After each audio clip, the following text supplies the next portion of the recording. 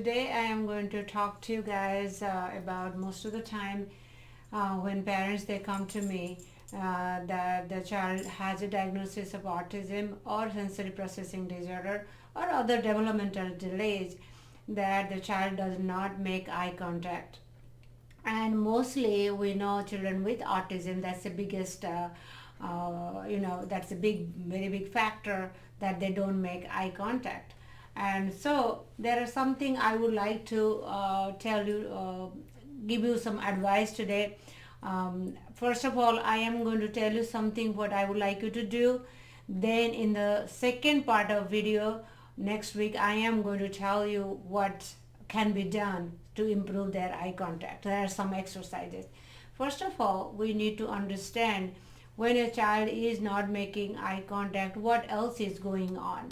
Because most of the time when a child has some problem and they are not looking at us, not having a good, whenever we are conversing, they're not responding. There are a lot of factors. It is very controversial because means it scientifically it has been proven that children having exposure, too much exposure to this TV and also phone and that blue light, that has been proven that creates a lot of problem right there.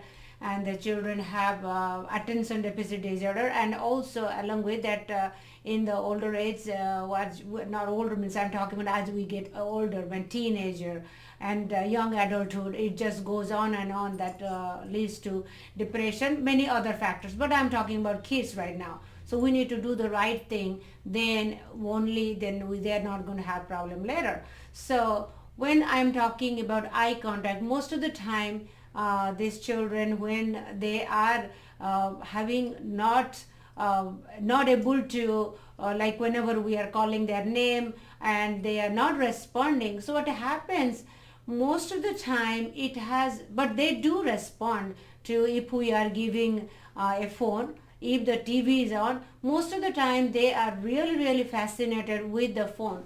So did we ever think about it? So what happens many times, what I have noticed, parents, they will, because to keep the child entertained, they give the phone because the child is able to sit still and staying calm and watching a program sometimes over and over again.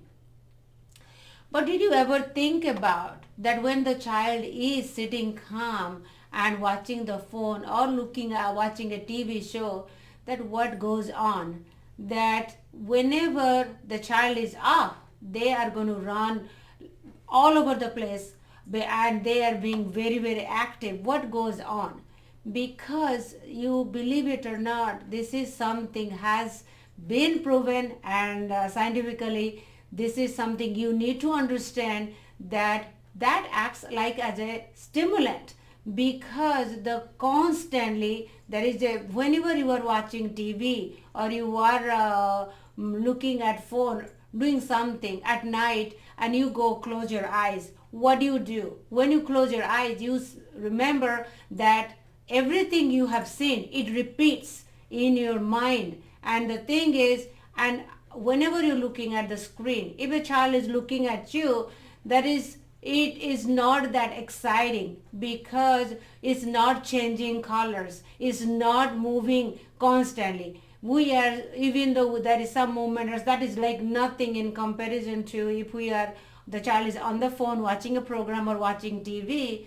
It's constantly changing. So what it is doing by having the stimulation, so that's why the child is able to sit there and looking at it, and it's constantly stimulating and something exciting. So what happens by having that all the time, that whenever the child is, we want the child to respond, to look at us, it's not going to happen, because their brain stays completely stimulated if they are watching that for more than, because it has been proven that they should not be, the children under the age of the 2 years, they should not have been getting exposed to TV or the phone at all, because it's kind of wishful thinking if we are thinking the child is going to respond to us and make eye contact, it's not going to happen. We are not exciting enough for the child to do. So what we need to, because first of all, I am, as parents, I am going to give you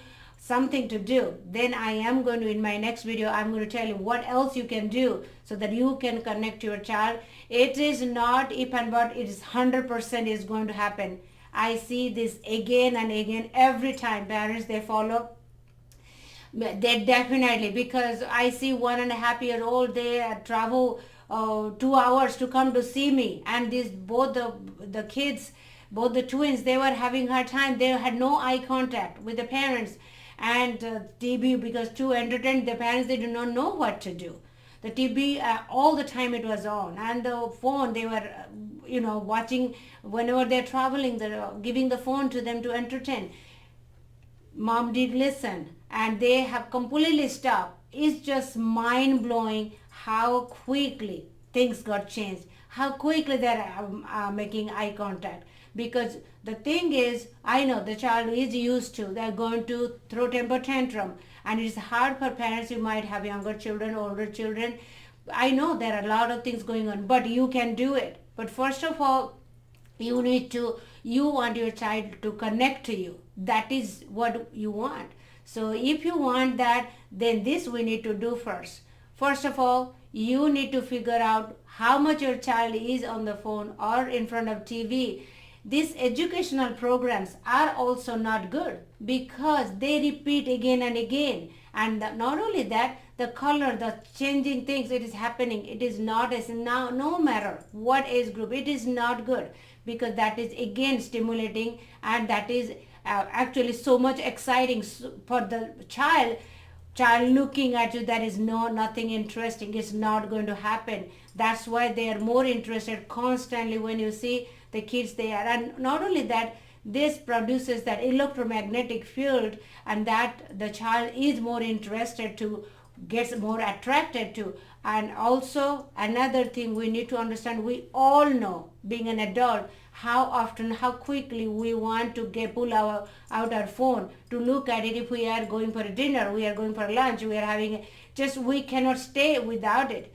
That is the blue light addiction, because that is what is happening, and that's what happening to the children too, because the stimulation they are getting, the changing of the picture, and that is happening along with that, the blue light addiction.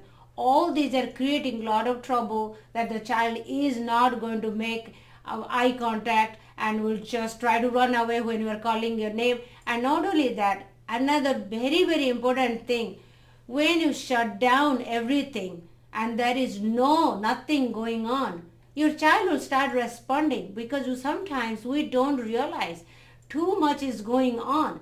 Music is on, TV is on, and everybody's trying to talk. You want your child to respond. First of all, your child is not recognized, and most of the children I see with the sensory issues, and also they have, if they have the diagnosis of autism, they have auditory processing problems, so they cannot process your voice. When all these things going on, your voice is fading away whenever it is never reaching them.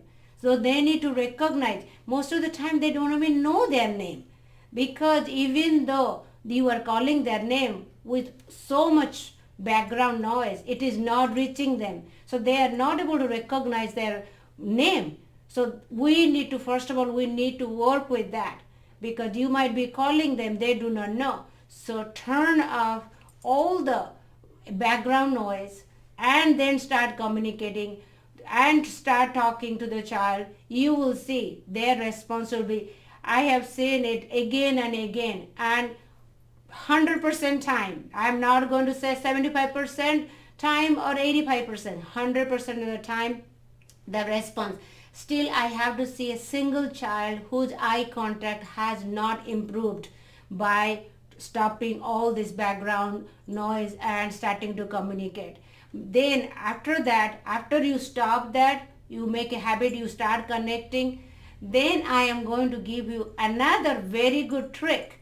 What you need to do, that your child will for sure will make eye contact for a longer period of time and start communicating with you. And I'll see you next time. Bye for now.